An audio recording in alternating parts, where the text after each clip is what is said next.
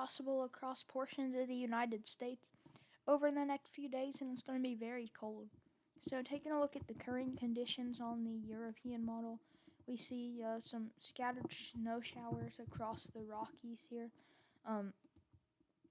These scattered snow showers could bring light accumulations to higher elevations, I'd say. And then this low pressure system off the northeast coast, as you can see, bringing some snow showers to areas in Massachusetts as well as areas in Maine. And then some light lake effect snow showers going on around the Great Lakes region. Other than that, not too much. We do have a high pressure system keeping things drier over here in the southeast. And then we do have this low pressure system out here not bringing too many impacts out here, other than maybe some light snow showers in the mountains off to the north. If we take a look, we continue going here. If we continue going here on this run, we can see something interesting happen. We can see a center of low pressure trying to form.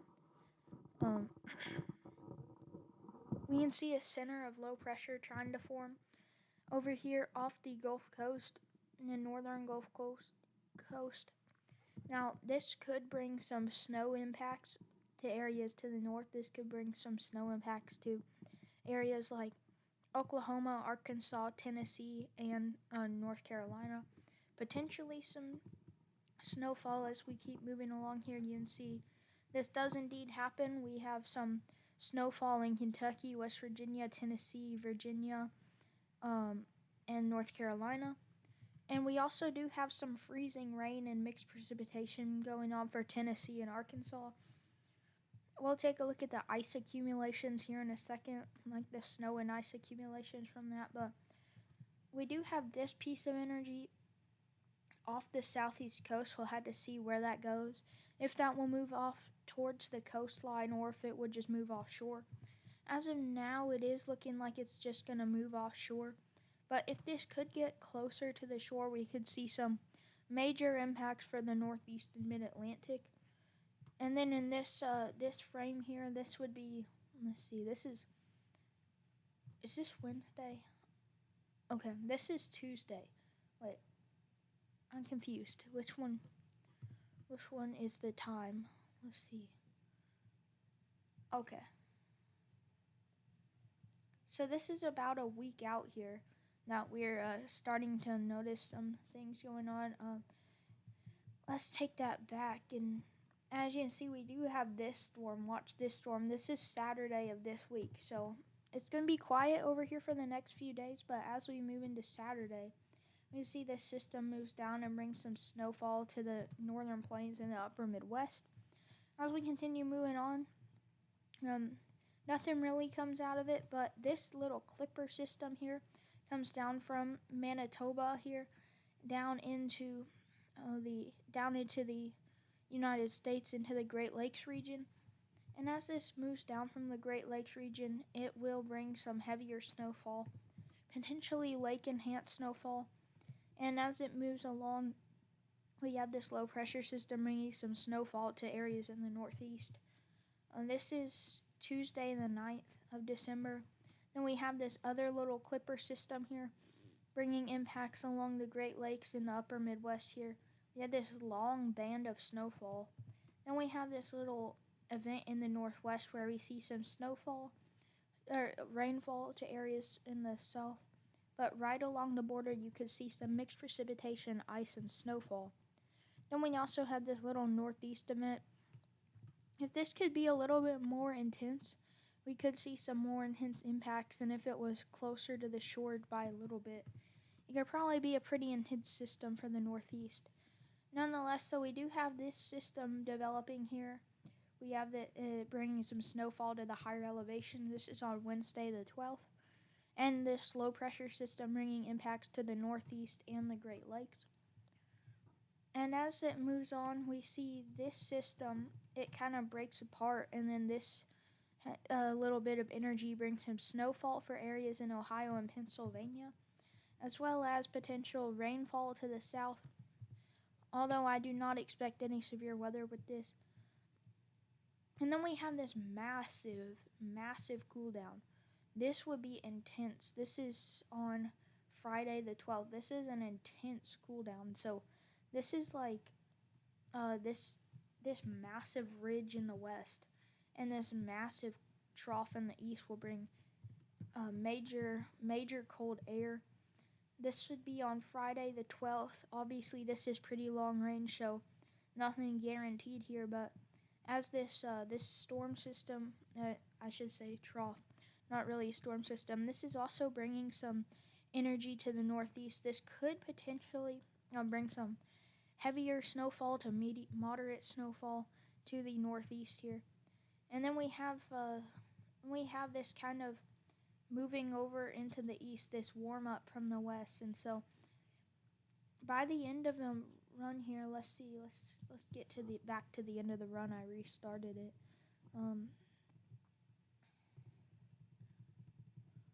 Let's see. This was the massive cool down here. And then by the end of the run, let's see. The last frame of the run here, let's get to that. By the last frame of the run, we have more of a zonal flow. We have slight ridging in the east and slight trough in the west, but overall nothing too much. More zonal flow, which would bring more average conditions. Now, like I said, we do have some troughing in the west and some ridging in the east. Although this would not bring that major impacts. So moving along here let's move along to let's see if we can find the temperature. This is the temperature. So as of now, it's like you see the 20-degree temperatures down pretty far south here, and then we have 30-degree temperatures in Alabama and all that, and then we have the mountain range. And then at the more lower elevation levels, we have 50s and 60s across the west coast, and then southern plains, same story there. As well as Florida, we have 70s, upper 70s, potentially even 80s depending on where you are. Now, I know that is the Bahamas, but still it's relatively close to Florida, so depending on where you are. We can see this massive cool down on the way for the east here. As it continues to dive south, it doesn't go as far south. It mainly brings impacts to the Great Lakes in the northeast. But then we have this second cool down. This does bring impacts farther south. If we look at this frame, it brings impacts all the way down into the southeast, like Georgia and Florida, northern Florida, very northern Florida. It does bring impacts too. And then we have this other cool down. This would be that massive cool down we saw about.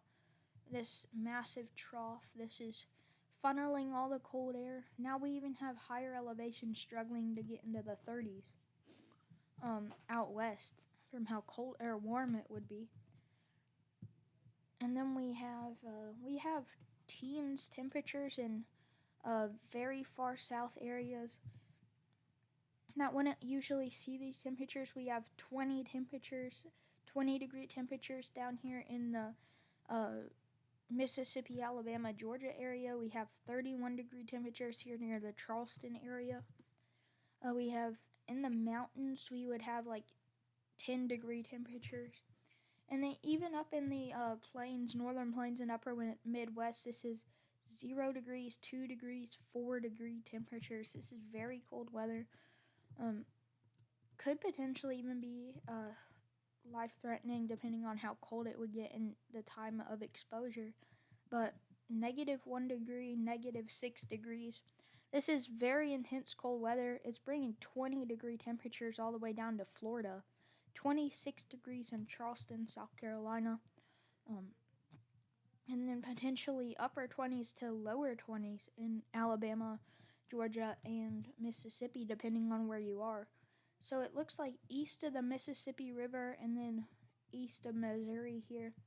So pretty much anyone east of this will be seeing 20-degree temperatures. Even the highest that gets east of this line looks to be about 50 degrees. That's actually crazy, considering how cold it's going to get. Now, I do want to say this is pretty long range, so This should probably be, you should probably take this lightly. Don't take this seriously because obviously this is really long range. So this could not even happen. Um, so there's a lot of things in question. But let's see. Let's take a look at snowfall. Let's see.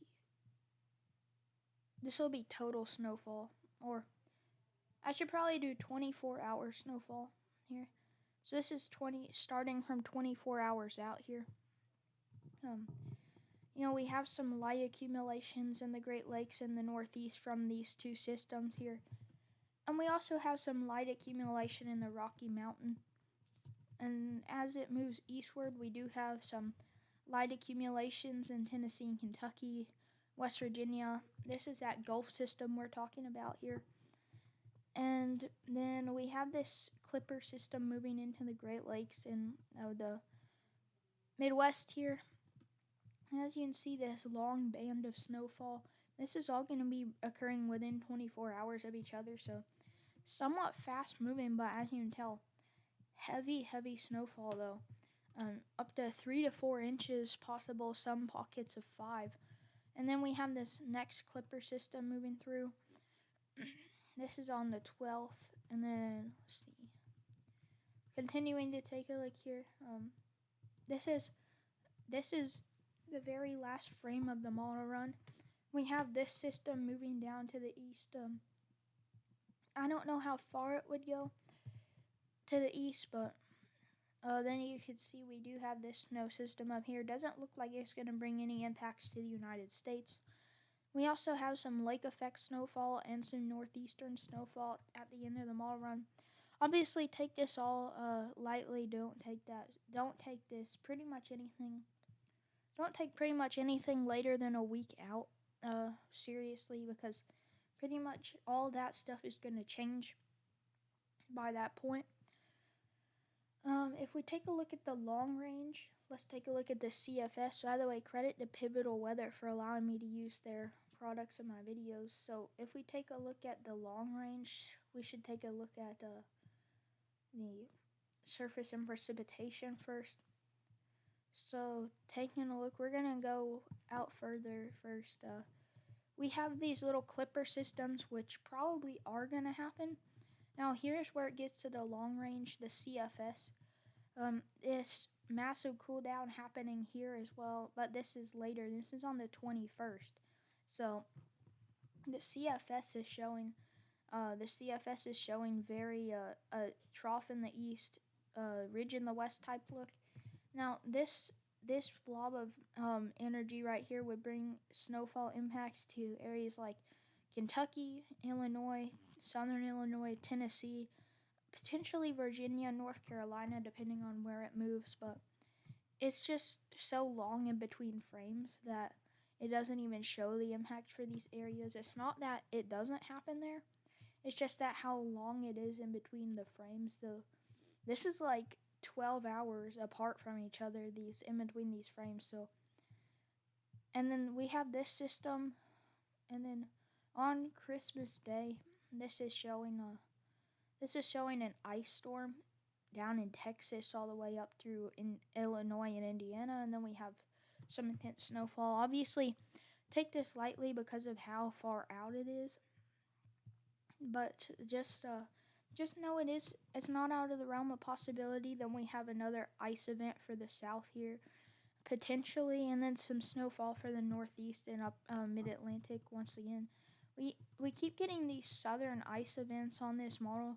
Now, I don't think it's out of the question or anything like that, but the way it's showing them, I don't know that I completely buy into that. But this is by the end of the month. This is January 1st, so this is next year, 2026. That's how far out this goes. So this is showing New Year's Day. We got this low pressure system out west, and then we have some ridging out in the east. This would allow for warmer air, and as you can see, this pushes the rain-snow line all the way up into the upper Midwest and the Great Plains. Now, obviously, take this lightly once again. Now let's take a look at the ice impacts from these upcoming storms. I wouldn't take a look at the GFS if I didn't have to, but this is the only one here.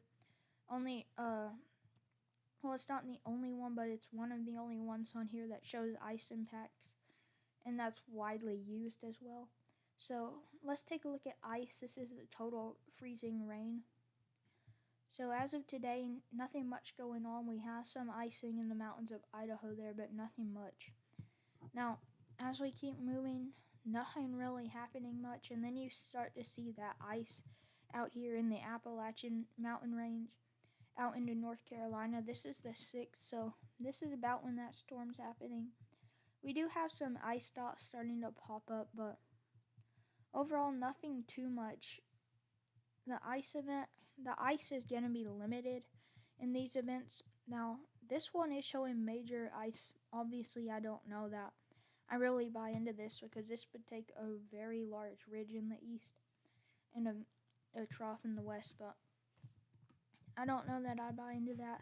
So that's the ice. So anyways, moving on to the Storm Prediction Center, we do have a day 1 marginal risk of severe weather. Now what it's for is it's a hail threat only a hail threat, 5%. So nothing much, just keep your eye on the weather if you're down there. This Climate Prediction Center outlook is valid from December 8th through the 12th. So this would be a trough in the east. So this would be like a trough in the east, ridge in the west type look here. This ridge would be pretty big and this trough would be pretty big.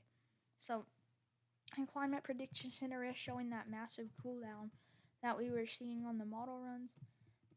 Now we were seeing a drier south and then a more wet north. So that's what the general pattern would be like over these few days here. Then the 10th through the 16th outlook, we do also have this ridge in the west, trough in the east type look, although the trough is more limited to areas in the Great Lakes region, areas in the southeast and then the northeast. The Weather Prediction Center day 1, so this is today. They do have a cold front swinging through, this is going to bring the next cool down, as you'll see. And then we have this Gulf system developing here. This is probably what's going to bring all that freezing rain and ice to these areas and potentially some snowfall. So we do have some mountain snowfall out in the west and some freezing rain, mixed precipitation. And then we have some Great Lakes snowfall, some northeast snowfall, and that's about it. And then as we go to tomorrow, we have some mixed precipitation and freezing rain possible for areas in Tennessee and southeastern Kentucky here. So this is an official website forecasting this. This is a government website forecasting this, and they're calling for freezing rain in these areas. And this cold front is swinging through. This is going to allow areas right on the boundary to experience colder weather. And so we also do have this system moving in behind the cold front snow system, bringing some snow to the northeast and the Great Lakes, as well as some northwestern snowfall and mixed precipitation. By day 3, we still are continuing to see, this would be Friday. Now, this would be bringing freezing rain impacts to North Carolina and Virginia, as well as northwestern Tennessee. This would be areas like Clarksville. And then we have a wider area of mixed precipitation. This high pressure system would be allowing for some colder air to flow down this way. This is how the high pressure system flows. So it would be allowing for some colder air to flow down, but although nothing too major, just some freezing rain and ice. And then we do have some rainfall to the Gulf Coast. Now, looking at the current radar, we don't have nothing much going on. We just have some scattered snow showers across the Great Lakes region, and then we also have some across the mountains of Colorado. And that's really all that's happening. So thank you for watching today's video. And also don't forget to check out EpicPen. You can get the free version for pen eraser highlighter. And then you can also get the screenshot tool in 16 colors or you can get this on Black Friday sale right now for $1 a month. Pen eraser, highlighter, fading ink, highlighted cursor, shapes tool, text tool, whiteboard and blackboard, screenshot tool, 24 colors, easy license management, and great value. So thank you for watching today's video. Be sure to check out EpicPen, and I will see you in the next video. Bye.